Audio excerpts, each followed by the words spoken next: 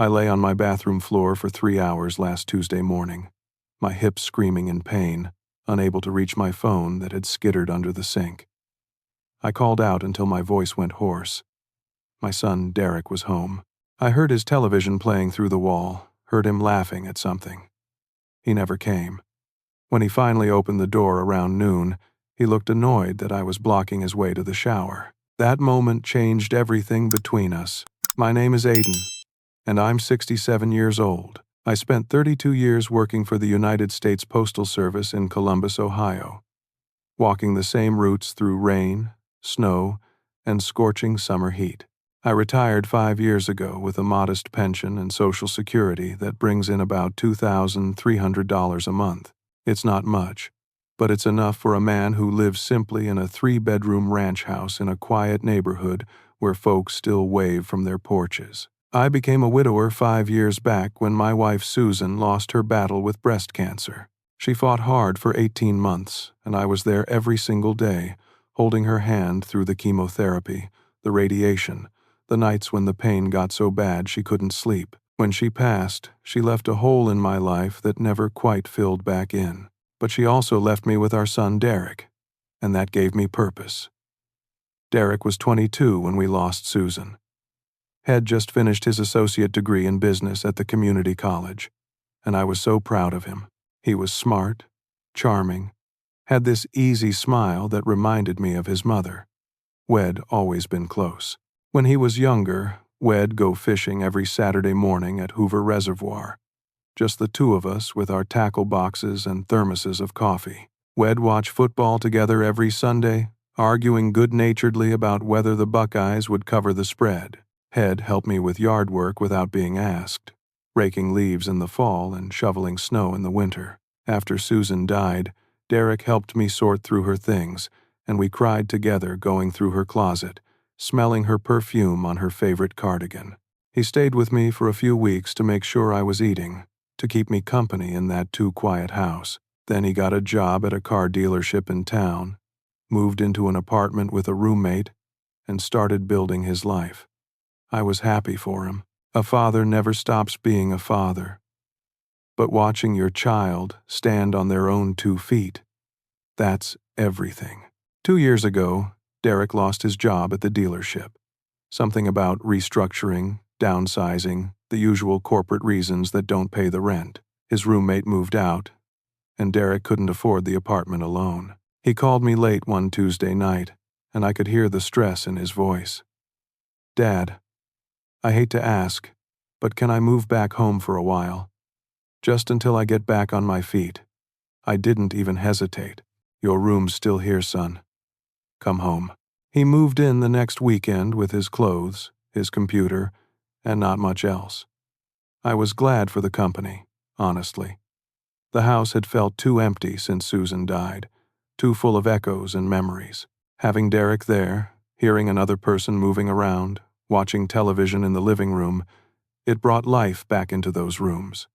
At first, things were good. Derek was up early, sending out resumes, going to interviews. We'd have dinner together most nights, and I'd give him encouragement. "Something will come through, son. You've got the skills, the education. Just takes time." But weeks turned into months, and the interviews seemed to dry up. Derek started sleeping later, until 8, then 9, then 10 in the morning. He'd emerge from his room around noon in sweatpants and a wrinkled t-shirt, pour himself cereal, and disappear back into his bedroom with his laptop. I'd hear him in there at all hours, sometimes talking on the phone, sometimes with music or videos playing. I told myself he was going through a rough patch, just like I did when I was younger. The job market was tough. The economy wasn't what it used to be. He needed time to figure things out. A good father gives his son space to find his way. I started noticing small changes, though. Derek's friends would come over at odd hours, guys I didn't recognize who didn't make eye contact and left quickly. Derek was always on his phone, his fingers flying over the screen, his face lit by that blue glow, even during our rare dinners together. He'd get phone calls that made him tense, and he'd step outside to take them, speaking in low, urgent tones I couldn't quite hear. "Everything okay, son?" he'd ask when he came back in. "Yeah, Dad. Fine. Just job stuff." I needed to believe him. That Tuesday morning in early September started like any other. I woke up at 6:30, same as I'd done for 40 years, even though I didn't have to anymore. Old habits die hard. I made coffee, read the newspaper at the kitchen table, and planned my day. I volunteered at the food bank every Tuesday morning, helping sort donations and pack boxes for families who needed them. It gave me purpose, kept me connected to the community.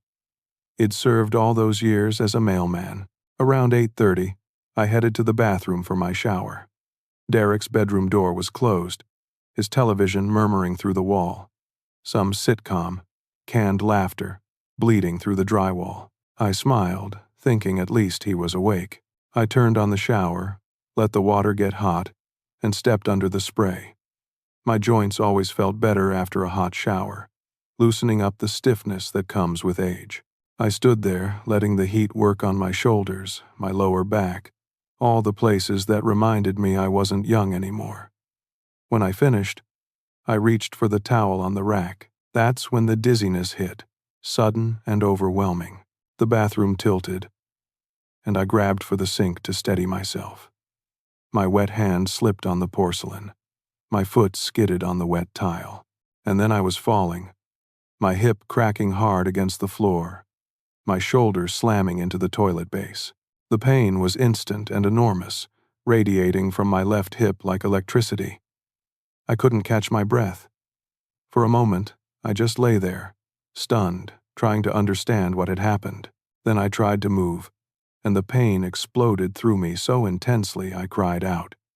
My phone had been on the bathroom counter. When I fell, I must have knocked it with my arm, because I heard it clatter across the floor and slide under the sink cabinet, just out of reach. I stretched my arm toward it, but the movement sent fresh waves of agony through my hip. I couldn't move. I couldn't reach it. "Derek," I called out. "Derek, I need help." My voice sounded weak, shaky. I tried again, louder. "Derek, I fell. I need you." The television kept playing through the wall. I could hear the dialogue clearly, hear the laugh track. Derek's bedroom shared a wall with the bathroom. He was right there, maybe 15 feet away. "Derek, please." I called for him over and over, my voice getting hoarse, my throat burning. The bathroom floor was cold and hard beneath me. I was still wet from the shower, and I started shivering. My hip throbbed with each heartbeat. I knew something was seriously wrong. You don't get to be 67 without learning what a bad injury feels like. And this was bad. After about an hour, I heard footsteps in the hallway. Hope surged through me. "Derek, in here!" I fell. The footsteps went past the bathroom. I heard the refrigerator open in the kitchen. The microwave beeped. The smell of reheating pizza drifted down the hall. Then the footsteps returned, heading back to Derek's room. His door clicked shut. I couldn't believe it. I pounded my fist on the floor. "Derek, Derek, please. I'm hurt." The television volume went up slightly. That's when it hit me.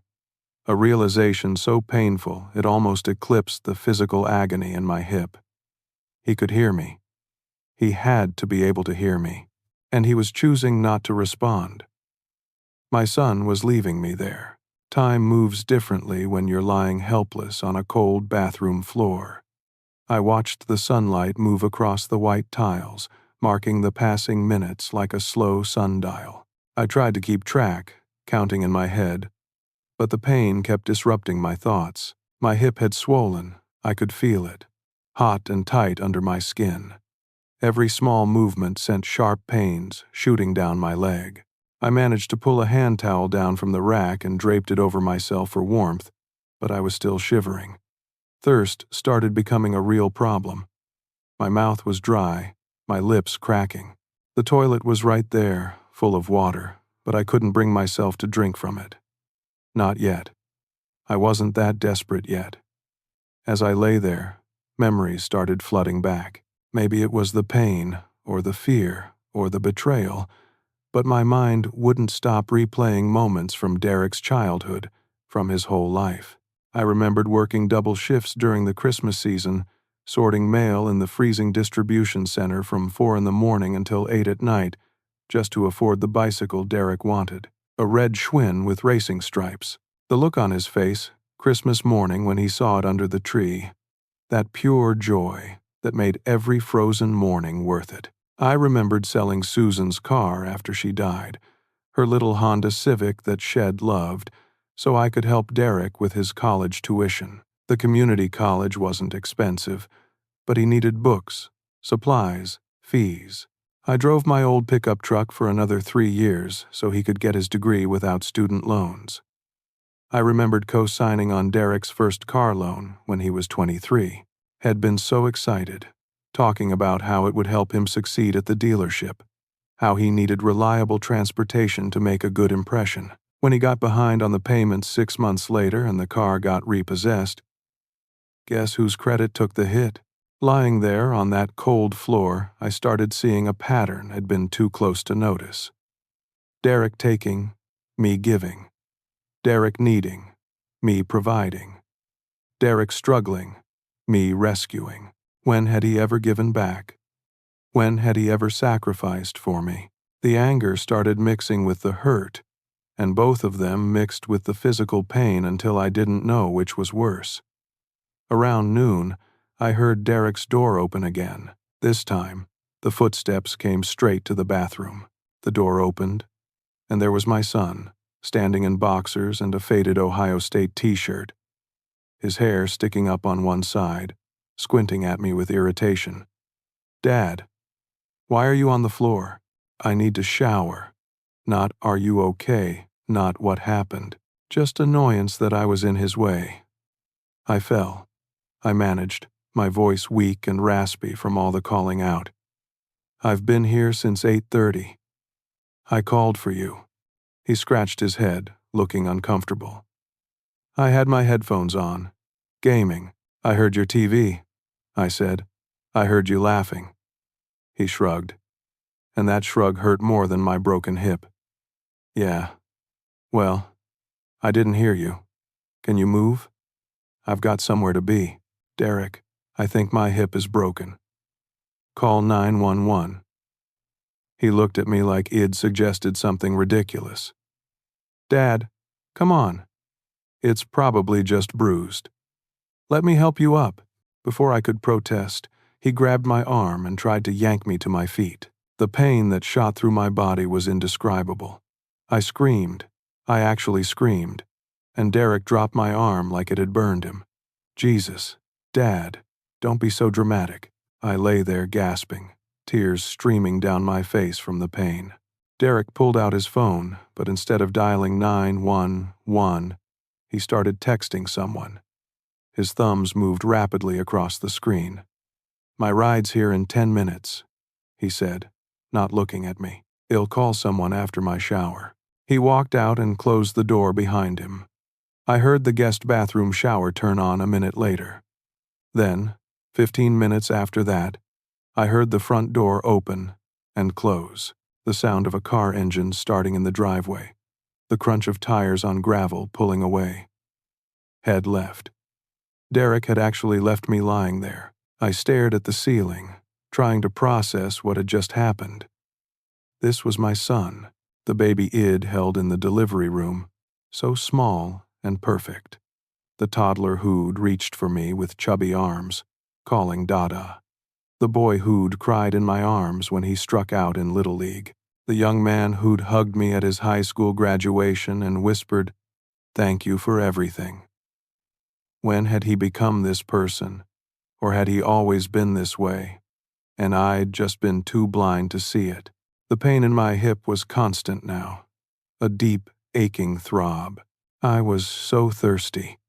The house was silent except for the ticking of the clock in the hallway. I thought about my mail route, all those houses I'd delivered to for 32 years.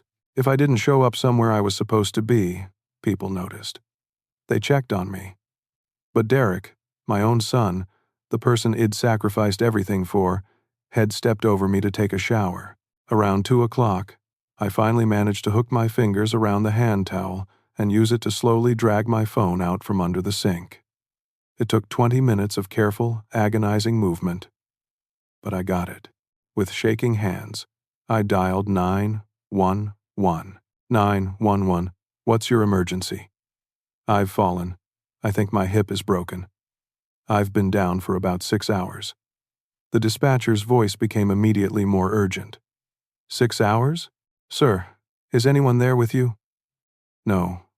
I'm alone now. The paramedics arrived within 12 minutes. 2 young guys, professional and kind, who looked genuinely shocked when I told them how long I'd been down.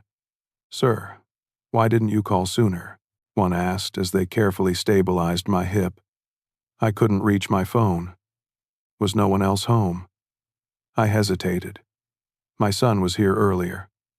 The look they exchanged said everything. They'd seen this before.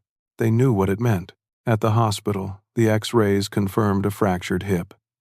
The doctor, a middle-aged woman with kind eyes and a no-nonsense manner, explained I'd need surgery. At your age, Mr.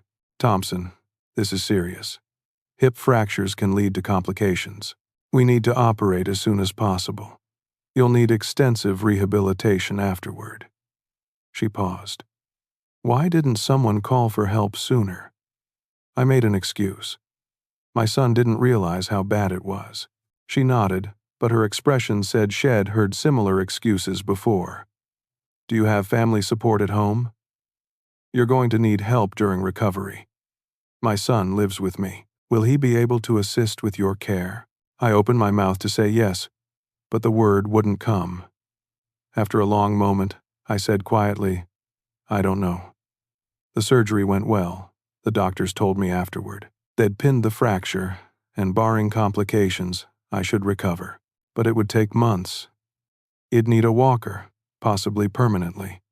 My mobility would never be quite what it was. At 67, your body doesn't bounce back like it used to.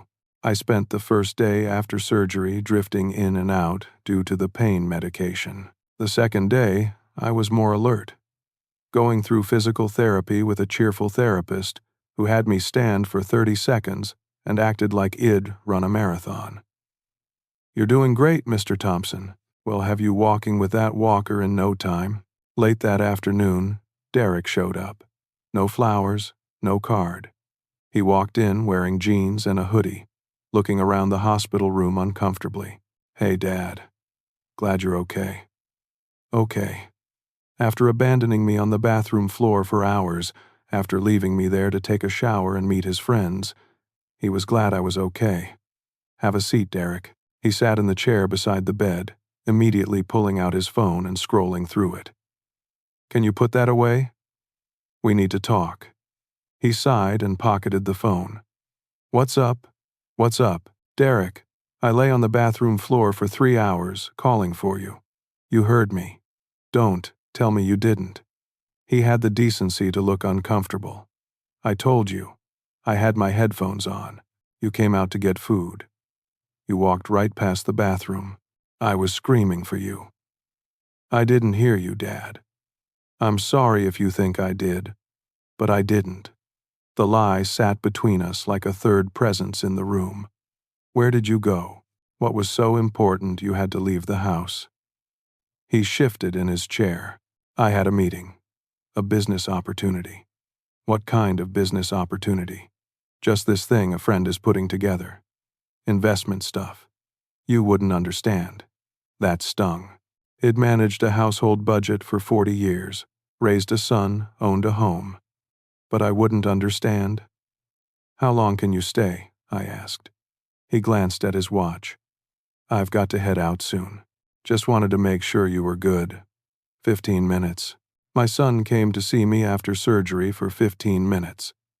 As he stood to leave, he said casually, "Oh, by the way, Dad, I need to borrow some money." The words hung in the air. I stared at him. You need money? I just had surgery. Yeah, I know, but this is important. Remember that business opportunity? It's time sensitive. I need to get in on it now. Just $5,000. I'll pay you back triple within 6 months. I promise. $5,000. A quarter of my savings. Derek, I'm going to need money for medical expenses, for help around the house during recovery. Dad, this is my shot. This could set me up for life. Aren't you always saying you want me to be successful? Not like this.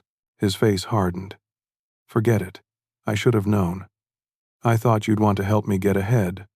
But fine, stay stuck in your small thinking ways. He walked out before I could respond, just turned and left, leaving me there with my mouth open, words dying unspoken. A nurse came in a few minutes later and found me crying. Shed been in the room earlier, standing near the door doing chart work. Shed heard everything. Honey, she said gently, touching my hand. I've seen this too many times. Some children forget what their parents did for them. They take and take until there's nothing left. I nodded, unable to speak. You take care of yourself first, she continued. That's not selfish. That's survival. After she left, I lay there, staring at the ceiling, feeling something shift inside me, the scales falling from my eyes, finally seeing clearly what had been in front of me for years. My son wasn't going through a rough patch. My son was using me. And I'd been letting him. I spent 5 days in the hospital. 5 days of physical therapy, of learning to use a walker, of nurses checking my vitals and doctors reviewing my progress. The fracture was healing, they said. The surgery had gone well. Barring complications, I'd recover most of my mobility, though I'd likely always need a cane and would never quite move the way I had before. A social worker came by on day 3, a kind woman named Patricia who wore colorful scarves and spoke in a soothing voice. Mr. Thompson, we need to talk about your home situation. You'll need significant support during recovery. Do you have family who can help? My son lives with me. She consulted her notes. Derek? The one who visited. Yes. Will he be able to assist with your care, helping you with meals, medication reminders, basic household tasks? I wanted to say yes. I wanted to believe Derek would step up, would be there for me the way I'd always been there for him, but I couldn't make the words come. I'm not sure. Patricia nodded slowly. I see. Well, we can arrange for home health care.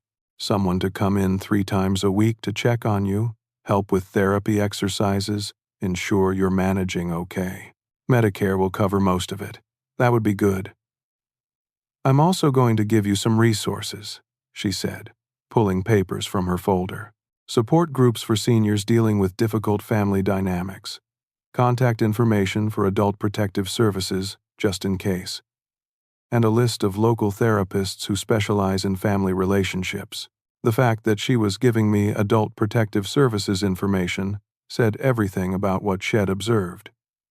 When I was finally discharged, a transportation service drove me home. My neighbor, Helen, a widow in her 70s who lived 3 houses down, had offered to be there when I arrived. She'd been picking up my mail and watering my plants. The moment I stepped through my front door using my walker, I knew something was wrong. The house smelled stale, like old food and unwashed laundry. The living room was cluttered with Derek's things.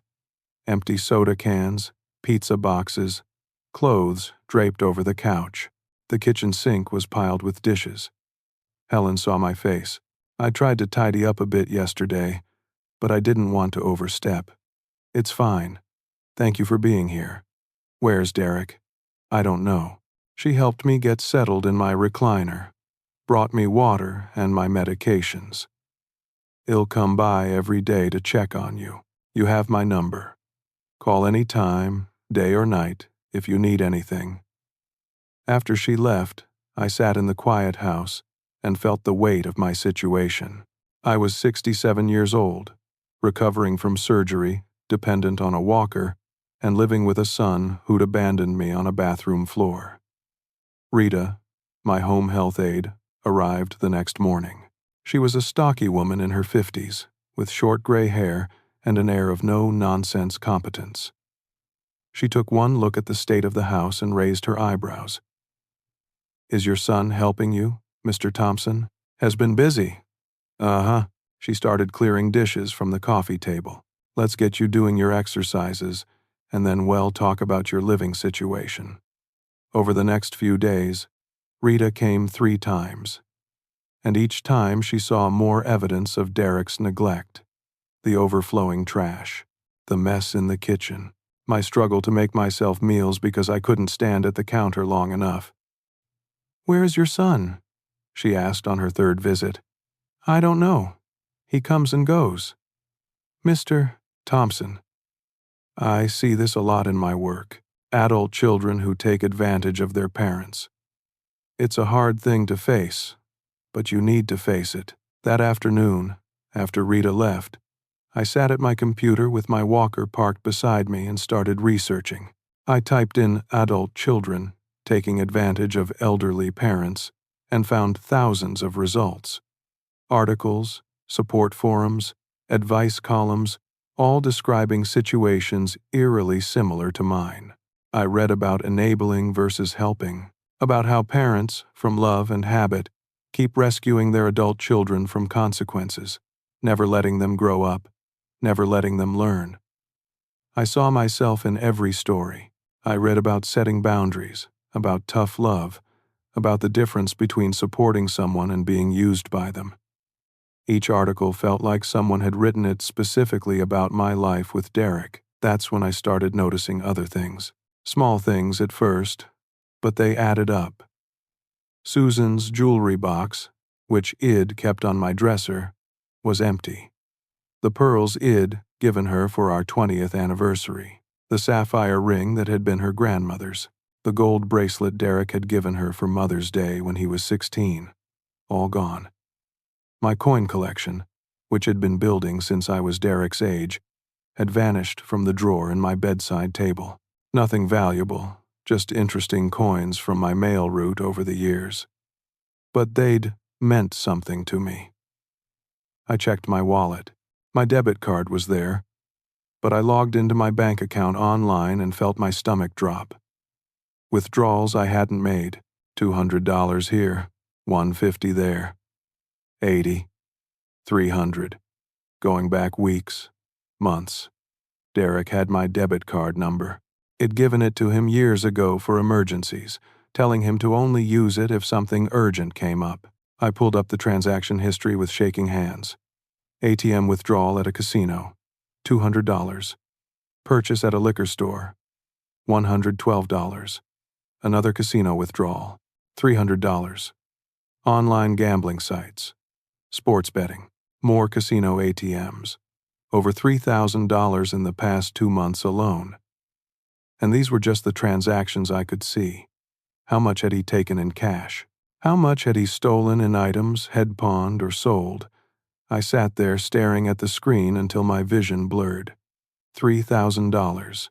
I thought about all the double shifts I'd worked to save that money, all the times I'd skipped buying something I wanted so I could build up a cushion for emergencies. And Derek had been bleeding it away for gambling. When Derek finally came home that evening, around 8 o'clock, I was waiting in the living room with my walker beside me and the bank statement printed out on the coffee table. He walked in, looking tired, barely glancing at me. "Derek, we need to talk about money." He froze. "What about it?" I picked up the statement with shaking hands. "These withdrawals, these purchases, did you make them?" He looked at the paper, and I saw the moment he decided to lie. His face smoothed out, became innocent. "Those were emergencies, Dad. You said I could use it for emergencies. $200 at a casino is an emergency. I was trying to make money to pay you back. I had a system." "A system?" "Derek, you've spent over $3,000 in 2 months. On gambling, on alcohol, on God knows what else. It's not that much. You're exaggerating. I have it right here in black and white." He stood up, defensive now. "You know what your problem is, Dad? You're cheap. You've always been cheap. Mom used to say it too. The mention of Susan, weaponized against me, stole my breath. Your mother never said that. She did. She told me how you never wanted to spend money on anything fun. That's why we never went on real vacations. Why she had to wear clothes from thrift stores. You were always pinching pennies. We didn't go on vacations because I was working 2 jobs to keep you in baseball camp and buy you that car you wrecked. Your mother wore thrift store clothes because she was a teacher, and we were saving for your college fund. Everything, Derek. Everything was for you. Whatever. I don't need to justify myself. I'm 30 years old. You're 30 years old, living rent-free in your father's house, stealing from him. Stealing. His voice rose. It's not stealing. You owe me. You know how embarrassing it was growing up in this tiny house, wearing hand-me-downs while all my friends had new everything, living in this dumpy neighborhood. Each word was a knife. Hand-me-downs. You had new clothes. I wore hand-me-downs so you wouldn't have to. This dumpy neighborhood? I bought this house for you, so you'd grow up somewhere safe and stable. I'm done with this conversation. He started toward his room. We're not done. Derek, we need to talk about what happened in the bathroom, about you leaving me there. He spun around. I didn't hear you. How many times do I have to say it? You heard me. You chose to ignore me. Believe what you want.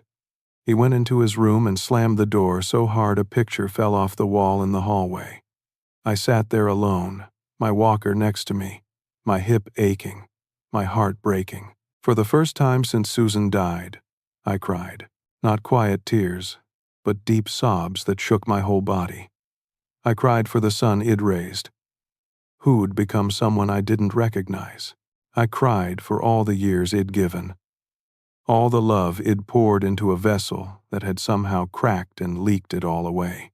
I cried for myself, for the loneliness and betrayal and pain. And when I was done crying, something hard settled into place inside me, something that said enough. The next morning, I woke up with a clarity I hadn't felt in years. My hip still hurt. I still needed the walker, but my mind was sharp and focused in a way it hadn't been since before Susan died.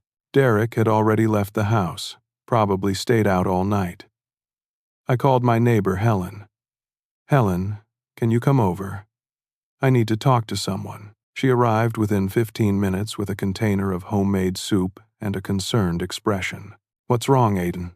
I told her everything. The bathroom floor, the money, the stealing, the cruel things Derek had said. It all poured out of me in a rush. Things I'd been holding in, making excuses for, explaining away. When I finished, Helen sat quietly for a moment. Then she said, I had a daughter like that. You did. Still do. But she's different now. 20 years ago, Maggie was using drugs. She stole from me, lied to me, said terrible things.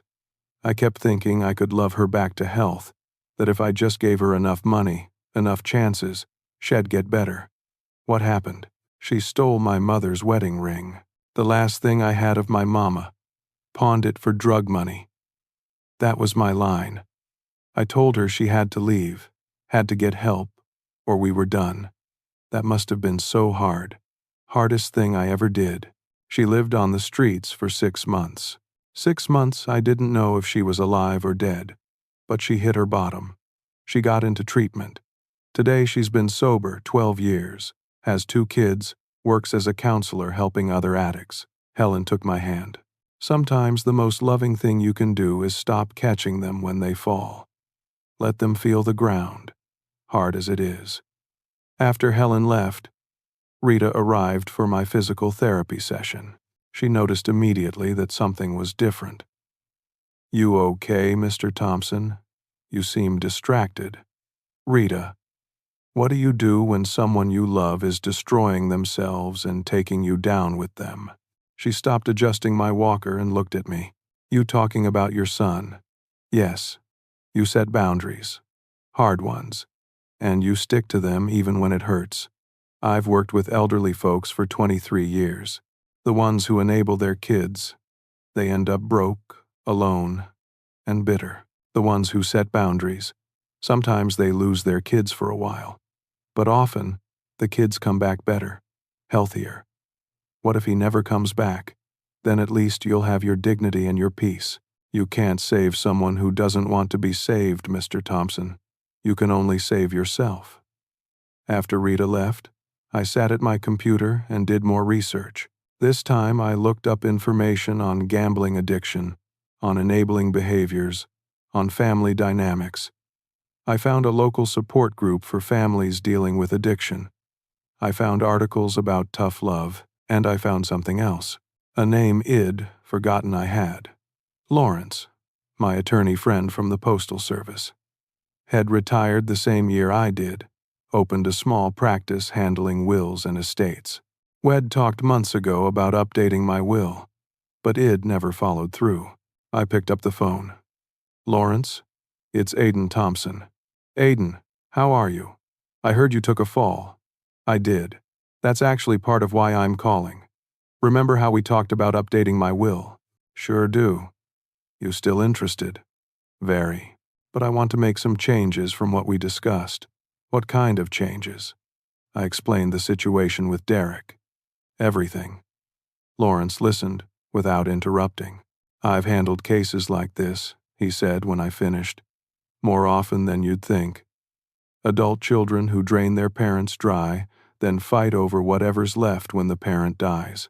You're smart to protect yourself now. Can you help me? Absolutely. Can you come to my office? I'm using a walker. It's not easy for me to get around. He'll come to you. Tomorrow work. The next day, Lawrence arrived with his briefcase and a tablet. We sat at my kitchen table, and I laid out what I wanted. First, I want to open a new bank account at a different bank, transfer most of my savings there, change all my passwords, remove Derek from any access to my finances. Lawrence made notes. Smart. What else? My will. Derek's currently the primary beneficiary. I want to change that. Where do you want your assets to go? I'd thought about this. Set up a trust. If Derek gets treatment for his gambling, stays clean for a year, and holds a steady job, he can receive a modest monthly stipend. If he doesn't, everything goes to the food bank where I volunteer and the literacy program Susan supported. That's fair. Gives him incentive to change without enabling him. What about the house? Same conditions. If he meets the requirements within 5 years of my death, he can inherit it. Otherwise, it gets sold and proceeds go to charity. And if he contests the will, then his share goes to zero. Nothing. Lawrence looked up. You've really thought this through. I've had a lot of time lying in bed thinking. Over the next few hours, we completed the paperwork. Lawrence helped me open the new account online, transfer funds, change passwords. We updated my will with the new conditions. He gave me instructions on what to do if Derek became threatening or if I needed to evict him. Now, Lawrence said, about getting him out of your house. You can serve him with a 30-day eviction notice. Not yet. I want to give him one chance, one test to see if there's anything left of the son I raised. What kind of test? I explained my plan. Lawrence listened, then smiled grimly. It's clever. If he fails it, you'll know for sure, and you'll have witnesses and documentation. If he passes it, then maybe there's hope. But Aiden, based on what you've told me, prepare yourself for disappointment. After Lawrence left, I felt something I hadn't felt in months. Control. I'd spent so long reacting to Derek, making excuses for Derek, being hurt by Derek. Now I was taking action. That evening, I prepared carefully. I took Susan's old purse from the closet, the black leather one Shed carried to church every Sunday. Derek would recognize it. I counted out $237 in cash, the exact amount left in my old checking account after ID transferred my savings. I wrote a letter, taking my time with each word. making sure it said exactly what I needed to say. I folded the letter, placed it in the purse with the money, and put the purse on my dresser in plain sight. Then I waited. Derek came home late that night, but he didn't come out of his room. The next day, Wednesday, same thing. I could hear him in there, talking on his phone, the television playing, but he avoided me completely. Thursday evening, I was sitting in my recliner, pretending to watch television, when Derek emerged from his room. He looked different, cleaned up, dressed in actual pants and a button-down shirt instead of his usual sweatpants. His hair was combed. "Hey, Dad." "Derek." He sat on the couch, which surprised me. We hadn't shared space in days. "How you feeling?" "Hip doing better, slowly improving." "That's good. That's real good." He drummed his fingers on his knee. "You need anything? Water? Your pills?" This sudden attentiveness set off alarm bells. "I'm fine, thank you." We sat in uncomfortable silence, watching some game show. During the commercial, Derek shifted toward me. "Dad, I've been doing some thinking." "About what?" "About what you said. About the money. About everything." "You were right. I haven't been acting right. I stayed quiet, waiting. Things have been hard for me, you know. The job market, the stress, I haven't handled it well." "No, you haven't. I know. And I'm sorry. Really sorry. About the bathroom, about the money, about the things I said." He looked earnest, his eyes meeting mine. "But I think I've got a real opportunity now. A chance to turn things around. Here it comes," I thought. "My friend Marcus, you remember him from high school? He's starting a landscaping business. Wants me to partner with him. It's legitimate. Dad. Real business with contracts and everything. We'd be doing lawns, tree work, landscaping for businesses. That sounds like hard work." "It is, but I'm ready for it. Ready to actually do something with my life. But I need startup capital for equipment. A commercial mower, tools, a trailer. Marcus has a truck already." "How much?" $3,000. I know it's a lot, but Marcus is putting in $3,000 too, and we've already got 2 clients lined up. We'd have a contract and everything." I studied his face. He looked sincere. The old Aiden, the one from a week ago, would have believed him. Would have found a way to scrape together the money. Would have wanted so badly for this to be true that he'd have ignored all the warning signs. "When would you need this money?" "Soon as possible. We want to get started before winter. Marcus says we could be profitable within 6 months. I'd pay you back, Dad. First profits we make, I'd pay you back. You said that before. About other opportunities. This is different. I swear. I've learned my lesson. Seeing you hurt, it woke me up. Made me realize I can't keep living like this. I wanted to believe him. God, how I wanted to believe him. Please, Dad, I need you to believe in me one more time. I know I haven't earned it, but I'm asking anyway." I looked at my son, really looked at him, saw the boy who'd caught his first fish at Hoover Reservoir, squealing with delight. Saw the teenager who'd hugged me after his high school graduation. Saw all the potential that had somehow curdled into this. "The money's in my bedroom," I said quietly. "In your mother's old purse on the dresser." His eyes lit up. "Really? You mean it? Go get it." Derek practically jumped off the couch. "Thank you, Dad. You won't regret this. I promise you won't regret this." He hurried down the hall toward my bedroom, and I sat there with my heart pounding. This was it. The moment of truth. I heard the dresser drawer open. A long pause, then slow footsteps returning. When Derek appeared in the doorway, his face had completely changed. The excitement was gone, replaced by something I couldn't quite read. Shock? Shame? Fear? He was pale, holding the letter in his shaking hands. "Dad, what is this? Read it out loud." His voice trembled as he read my words back to me.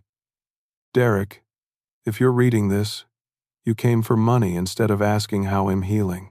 The $237 in this purse is the exact amount left in my checking account after you drained it. I've moved my pension and savings to an account you cannot access. I've changed my will. You are no longer the primary beneficiary. Everything goes to charity unless you prove you can change. You have 30 days to move out. If you want a relationship with your father, you need to earn it back. The money in this purse is yours. Consider it your last withdrawal. What you do next determines if we ever speak again. I love you, but I will not enable you anymore. Dad. The silence that followed felt like it lasted forever. Derek stood there, the letter in one hand, staring at me with tears streaming down his face. Dad, I laid on that bathroom floor for 3 hours, Derek. You heard me. You chose your video game over your father. I'm sorry. I'm so sorry. You've stolen from me. You've lied to me. You've disrespected me in my own home. The home I worked 2 jobs to afford. The home where your mother and I raised you with every ounce of love we had. I know I did. His voice broke. I'm messed up, Dad. I'm so messed up. He collapsed onto the couch, sobbing like I hadn't seen him cry since he was a child. The letter fell from his hands onto the floor. His whole body shook with it. I don't know what's wrong with me. I don't know why I do these things. I waited, saying nothing. If there was going to be truth between us, it had to come from him. That landscaping business, he said through his tears. It's real. Marcus is real. But I wasn't going to use the money for equipment. He looked up at me with red eyes. I owe people, Dad. Bad people. $12,000. My blood ran cold. 12,000? To who? Gambling debts. Online poker, mostly. Some sports betting. 3 different sites. They've been threatening me. Said if I don't pay, they'll come after me. One of them found out where you live. Is that why you've been avoiding me? Why you're scared? He nodded, miserably. That morning you fell, I got a call from one of them. Said he was coming to the house. That's why I left. I was terrified. I know that doesn't excuse it. I know it doesn't. But I was panicking. Why didn't you tell me? Why didn't you ask for help? Because I was ashamed. Because I didn't want you to know what a failure I am. Fresh tears came. Everyone else our age is buying houses, getting married, having kids, and I'm living with my dad, stealing from him, hiding from loan sharks. I'm pathetic. After your mother died, I needed you to be okay, he continued. I felt like I had to be strong for you, but I wasn't strong. I fell apart. The gambling started as a distraction, a way to feel something other than grief. Then it became something I couldn't control. We sat there. The truth finally between us, like a third presence in the room. I need help, Derek whispered. Real help. I can't do this anymore. I'm tired, Dad. I'm so tired of living like this. This was the moment. The choice between the father who enabled and the father who loved enough to let go. How much do you owe, total? The truth. $12,000 to 3 different people. 2 online gambling sites, and a guy I met through a friend who fronted me money for in-person poker games. I took a breath. Here is what's going to happen. That letter stands. You still have 30 days to move out, but I'm going to give you a choice. He looked up. Hope and fear mixed on his face. Option 1. You take that $237 and leave. We're done. No contact. You figure out your life on your own. He flinched, like id struck him. Option 2. You give me that money back. You move out, but into a treatment facility. There's a residential program in Cincinnati that specializes in gambling addiction. 6 months. You work there to earn your keep. You go to therapy. You go to Gamblers Anonymous meetings. You face this honestly. I can't afford treatment. I'll pay for the program. Lawrence already looked into it. But only if you commit to the full 6 months. No early leaving. No excuses. And You work while you're there. Kitchen duty, maintenance, whatever they need. You earn your way. What about the debts? After you complete the program, if you're clean and working, well, talk about the debts. Maybe I help, maybe I don't. But not before. Not while you're still gambling. And after? If I do all that, then maybe we rebuild something. Maybe we have a relationship again. But it'll be different. Boundaries. Respect. You don't live here. You manage your own money. You're a guest in my home, not a dependent. He stared at the money in his hands. I could see him weighing it. $237 in his pocket tonight, or a chance at something real. If I say no, if I take the money, then I meant what I said. We're done. The silence stretched. I watched him struggle, watched the battle play out on his face. Part of me wanted him to choose right. Part of me was preparing for him to choose wrong. Finally, slowly, he put the money on the coffee table. Option 2. Please, Dad. Option 2. I don't want to lose you. You're all I have left of Mom, of our family. Relief and pain hit me simultaneously. This is going to be hard, Derek. Harder than anything you've done. I know. But I'm tired of being this person. I'm tired of the lying, the stealing, the fear. I want to be someone Mom would have been proud of. I felt tears coming but held them back. Your mother loved you so much. Even now, wherever she is, she loves you. But Shed wants you healthy more than Shed wants you happy. Will you call them? The treatment place. Lawrence has it set up. They're expecting my call.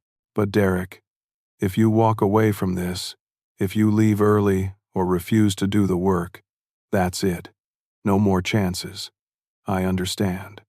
I picked up the phone and called Lawrence. Within an hour, it was arranged. New Horizons Treatment Center in Cincinnati had a bed available. Derek could start tomorrow. That night, Derek packed his things. Not much, really. Some clothes, his laptop, a few personal items. He kept finding things he'd stolen from me, sheepishly returning them. Susan's jewelry box, emptied, which broke my heart. The coins were long gone, pawned months ago. I'm sorry, he said for the 100th time. I know. Now prove it. Helen came over to say goodbye. She hugged Derek hard. You're doing the right thing, honey. The hard thing, but the right thing. That morning, the taxi arrived at 8. Derek stood at the door with his duffel bag, looking scared and young. I'm terrified, he admitted. Good. Fear means you're taking this seriously. He hugged me, carefully, mindful of my healing hip. I'm sorry. For everything. For Mom's jewelry. For the bathroom. For stealing. For lying. For all of it. I know, son. Now go show me who you really are. I watched the taxi pull away, standing in my doorway with my walker. And I cried. Not from sadness, but from something more complex. Relief, hope, grief for the years Wed lost, fear that this wouldn't work. But also pride that I'd finally done what Susan would have wanted. Not enabling, not rescuing, but loving him enough to let him fall so he could learn to stand. The first month was hell. Derek called every Sunday, and I could hear the strain in his voice. Withdrawal from gambling addiction isn't like drug withdrawal, they told him. No physical symptoms, but the psychological cravings were intense. The urge to bet, to chase that high, to escape into the fantasy of winning big. I want to leave, he admitted on the second Sunday call. Every day I want to walk out, but you haven't. No, I made a promise. He told me about the routine. Up at 6 for meditation, breakfast duty in the kitchen, group therapy at 9, individual counseling at 11, Gamblers Anonymous meetings 3 times a week, work assignments in the afternoon, maintaining the facility, helping in the garden, more group work in the evening, lights out at 10. It's like being in prison. It's like being given a second chance, I corrected. By the second month, something shifted. His voice on the phone sounded clearer, stronger. He told me about his job in the kitchen, how Head moved from dishes to food prep, how Head started enjoying the structure, the routine, the sense of accomplishment from completing tasks. I met my sponsor in GA. His name's Frank. He lost his house, his wife, everything to gambling. Been clean 7 years now. Has helping me understand why I do this. What does he say? That I was gambling to avoid feeling things. After Mom died, I was so sad and scared, and betting made me feel something else. Excitement, possibility. Even when I lost, there was this drama to it that distracted me from the real pain. That makes sense, he said. Enabling is like gambling too. You enabled me because it was easier than facing that your son had a problem. We were both avoiding reality. That hit hard because it was true. On his 3rd month, they had family day. I drove the 2 hours to Cincinnati, my hip much improved, no longer needing the walker, though I still carried a cane. The facility was a converted old mansion on several acres, peaceful and isolated. Derek met me at the front door. He looked different, healthier. Had gained weight, good weight, and his eyes were clear. He smiled when he saw me, a real smile that reached his eyes. Dad, you drove yourself. Hips better. Still get sore, but I'm managing. We spent 3 hours together in the common room, talking more honestly than we had in years. He showed me his workbook from therapy, pages and pages of self-examination, of facing hard truths about himself. Look at this, he said, showing me an exercise about triggers. I gambled when I was bored, lonely, anxious, stressed, or sad, which was basically all the time.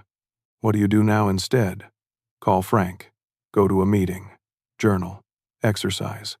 They're teaching us to sit with uncomfortable feelings instead of running from them. He told me about the other residents, young guys and old guys, rich guys and poor guys, all unified by the same addiction.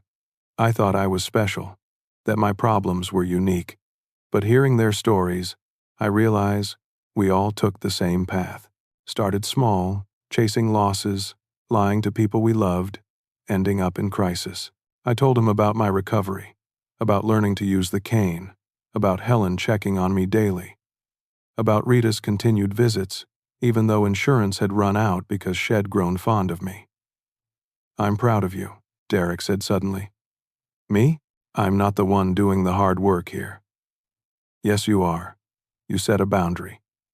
You let me face consequences. That took courage. Most parents can't do it. We were both crying by the end of the visit.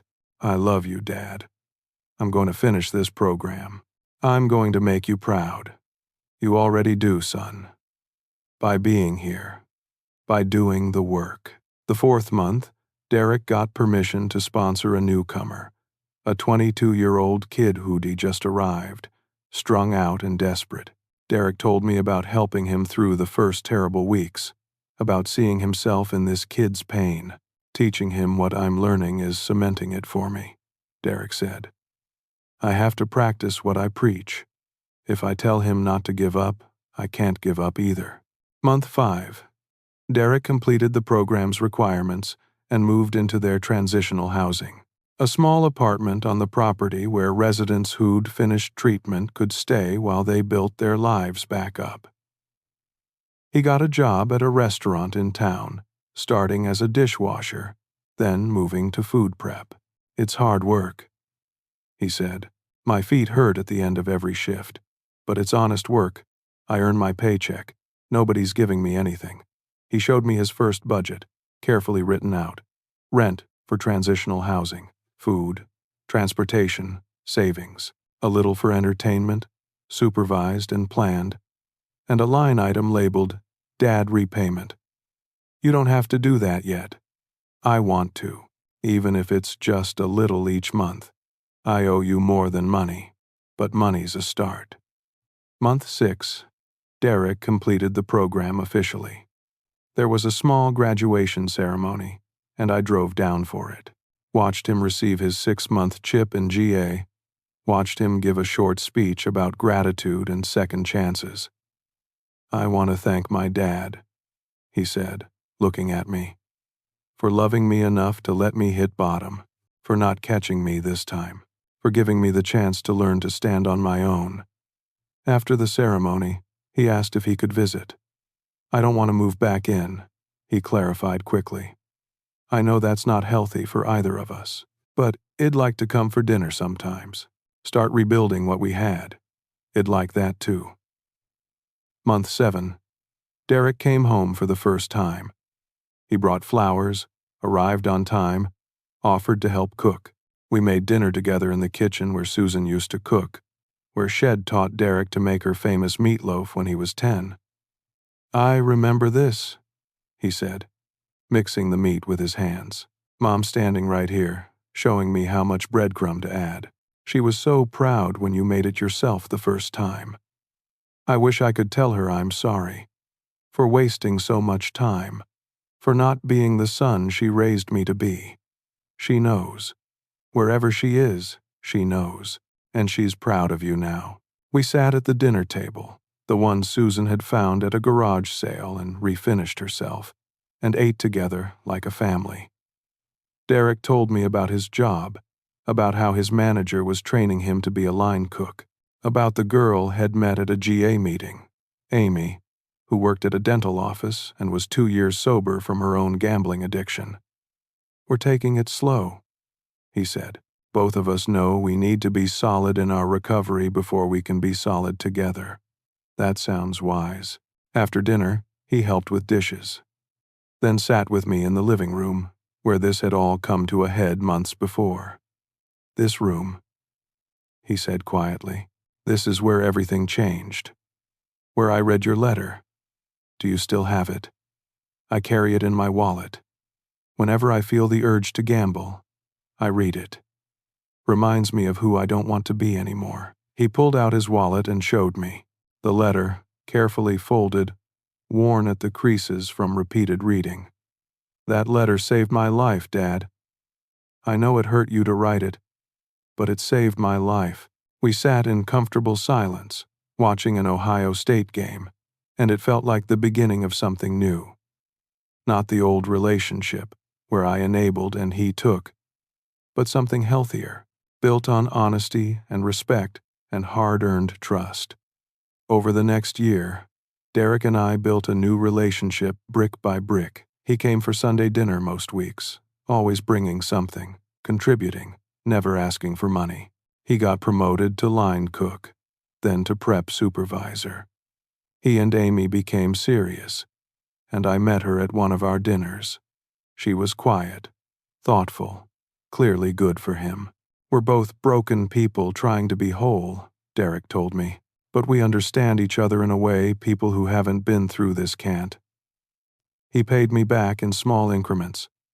$50 here, $100 there. Nothing I needed, but everything it symbolized. Responsibility, follow through, changed character. One Sunday, about 18 months after Head entered treatment, Derek arrived with Amy and an uncertain expression. "Dad, can we talk about something?" Of course. We sat in the living room, and Derek took a deep breath. "I want to go back to school.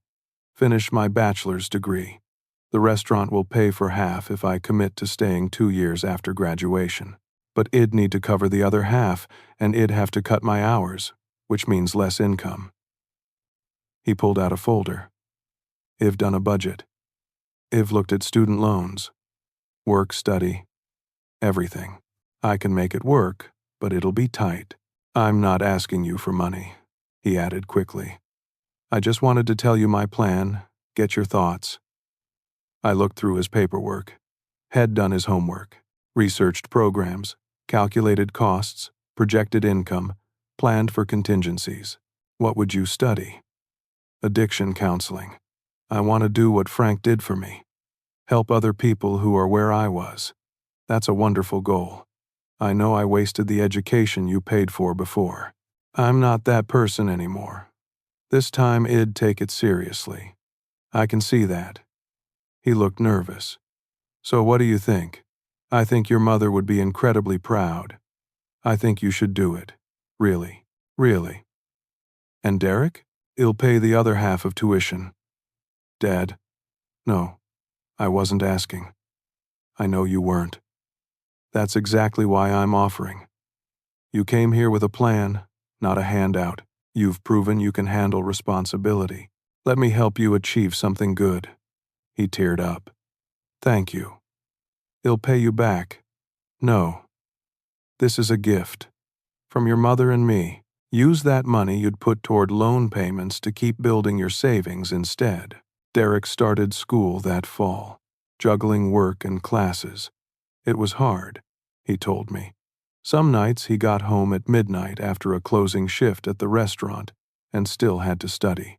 But he maintained a 3.7 GPA and made the dean's list his first semester. Amy moved in with him that winter, and they came to dinners together. She was good for him, steady and supportive. They went to GA meetings together, held each other accountable, celebrated milestones together. 2 years after treatment, Derek brought Amy to Sunday dinner with a special request. Dad, I'd like to propose to Amy. I know it's soon, and I know my track record isn't great, but I love her, and I'm ready. I'm stable now. We're stable. What does Amy think? Amy smiled. I think he's the most honest, hardest working, kindest man I've ever met. I see who he is now, not who he was. Then you have my blessing.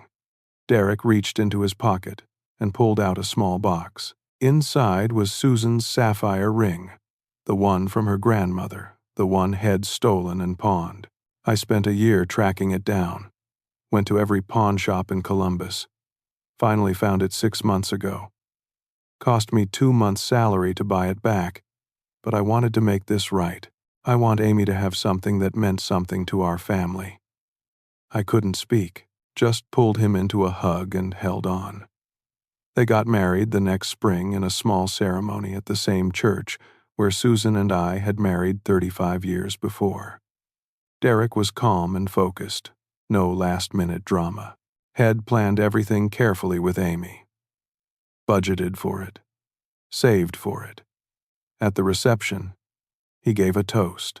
3 years ago, I was living in my dad's house, stealing from him, lying to him, hurting everyone who loved me.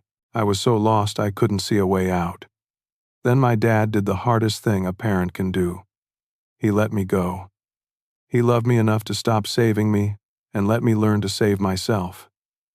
He looked at me. Dad, everything I have today, I have because you wrote that letter, because you drew a line, because you showed me what real love looks like. It's not always comfortable. It's not always easy, but it's honest. Thank you for not giving up on me, even when you had to let me go. I stood up, raised my glass, to my son, who had the courage to face his demons, to Amy, who stands beside him, and to Susan, who I know is watching and smiling. The toast finished, I sat back down, and Helen, who was at my table, squeezed my hand. You did good, Aiden. Real good. That was 2 years ago. Today, Derek is 5 years sober from gambling. He graduated last May with his bachelor's degree in counseling and got hired immediately at New Horizons, the same facility that saved his life. Hez, paying it forward, helping other men fight the same battle he fought. He and Amy live in a small house they bought last year. Nothing fancy, but it's theirs. They're talking about kids, about building a family. They still come to Sunday dinner most weeks, and the conversation is easy, real, full of laughter and honesty. My hip healed as well as could be expected. I still use a cane on bad days, but I can walk, drive, live independently. Helen still checks on me, and Rita stops by sometimes just to visit, even though I'm not officially her patient anymore. The other day, Derek stopped by unexpectedly on a Tuesday afternoon. I was in the garden, trying to coax my tomatoes to ripen. Need some help? He asked. Always. We worked together in comfortable silence, pulling weeds, staking plants. Eventually, he said, "I've been thinking about that day. The bathroom. Which part? All of it. Lying there, calling for me ignoring you. The shame of it still hits me sometimes. You were sick. Addiction makes people do things they'd never do otherwise. That's not an excuse, though. I heard you. I knew you were hurt, and I chose my game over you." He stopped working, looked at me. "How did you forgive me for that?"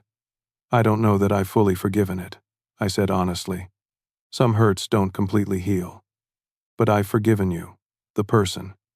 Because you're not that person anymore. You did the work to change. Frank says resentment is like drinking poison and expecting the other person to die.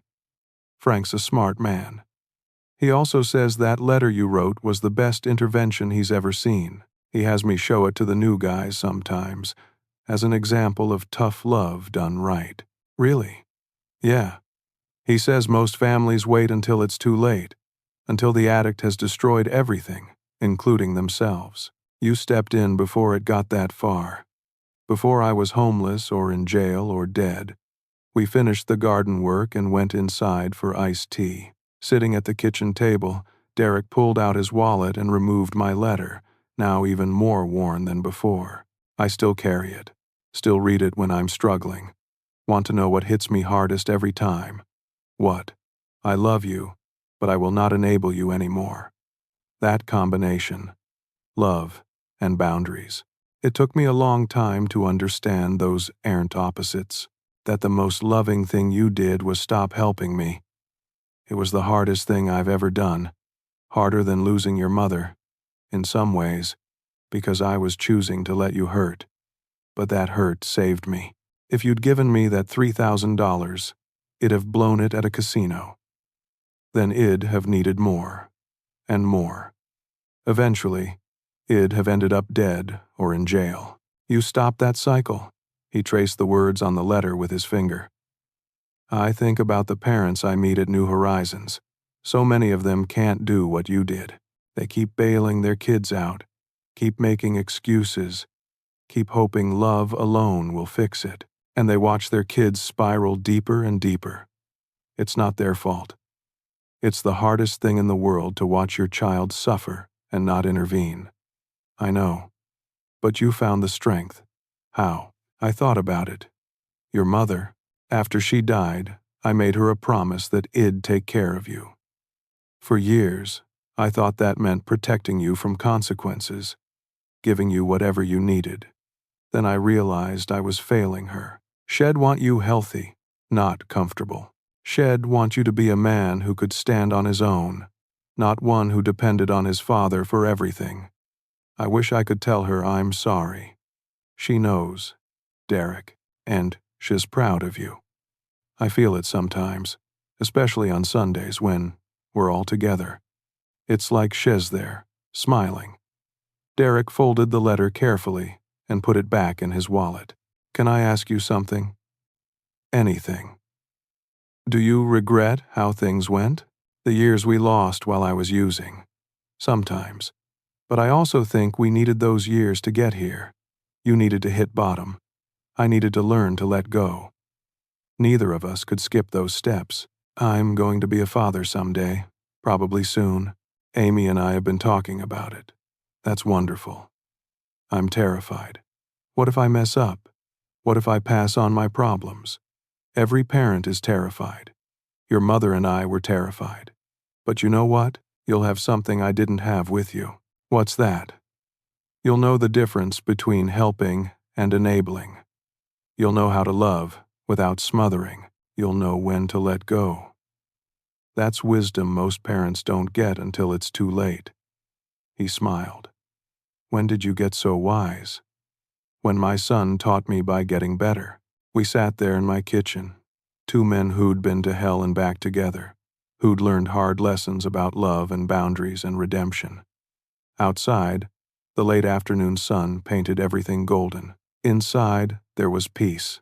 "I should get going," Derek said eventually. "Amy and I are meeting Frank and his wife for dinner." Tell them I said hello. At the door, he hugged me. I love you, Dad. Thank you for not giving up on me. I love you too, son. Thank you for not giving up on yourself. After he left, I sat in my recliner with a cup of tea and thought about the journey we'd taken. From that terrible morning on the bathroom floor to this afternoon in the garden, from betrayal and pain to healing and hope. People ask me sometimes, usually folks from church or the food bank who know our story, if I regret how I handled things, if I wish it'd been gentler, more understanding, more willing to help. I tell them no.